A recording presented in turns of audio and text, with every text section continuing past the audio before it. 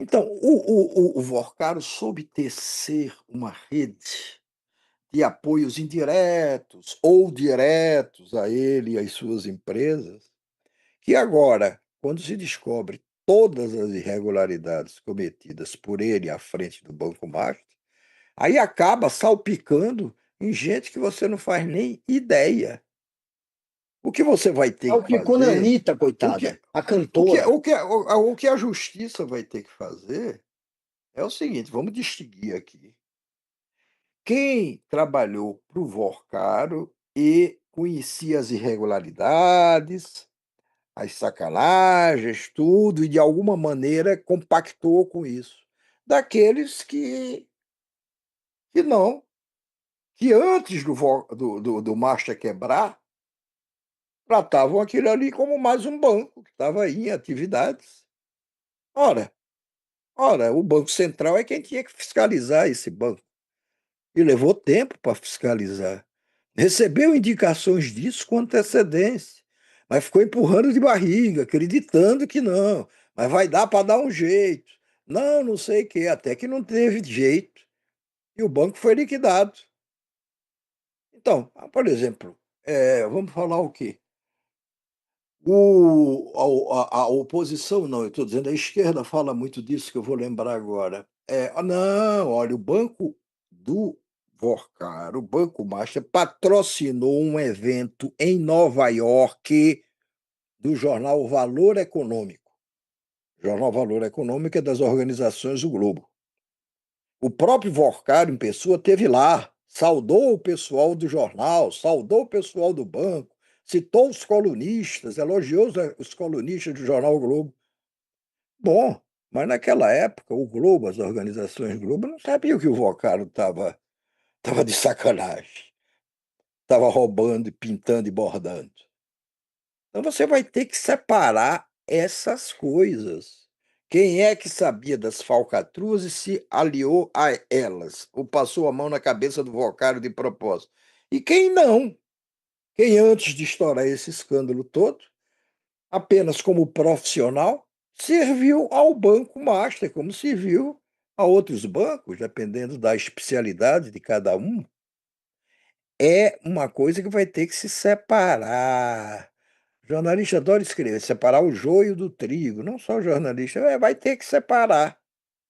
Vai ter que separar o que era ilegal, configurava ilegalidade e, portanto, não podia ser tolerado.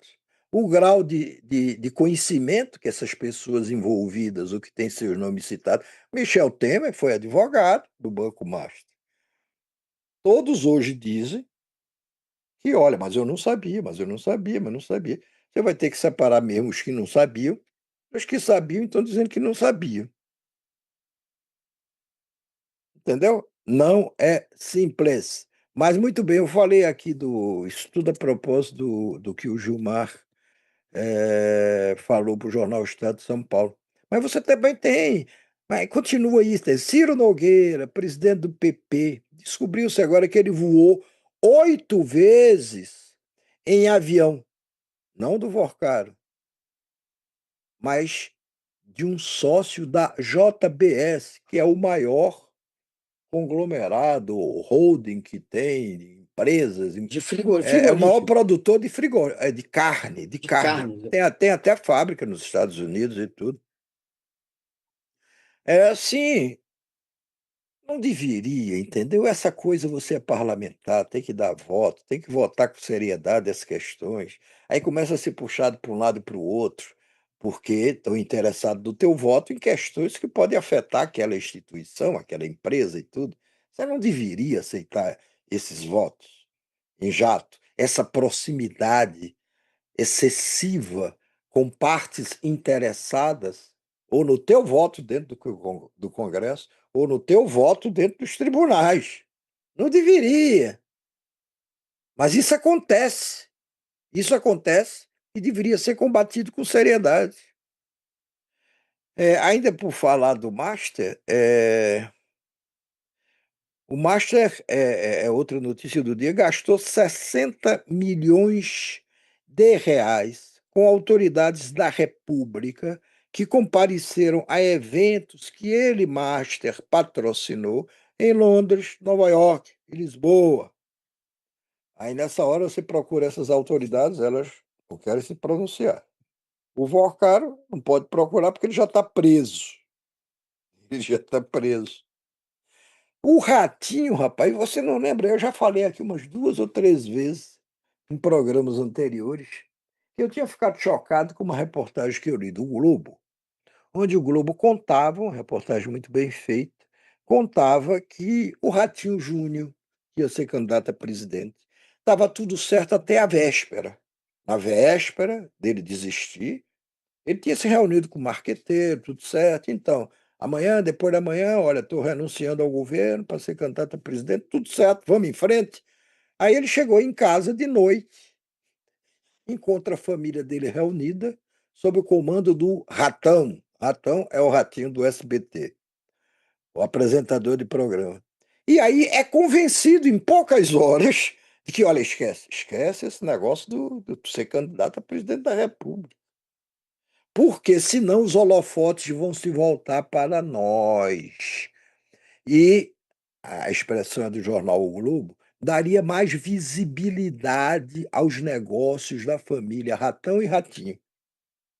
Oi, mas qual é o problema de dar mais visibilidade aos negócios? Se são negócios legítimos, qual é o problema?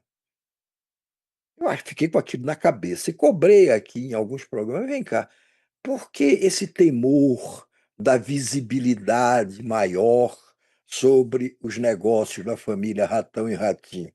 Medo de quê? Qual é o problema de dar visibilidade?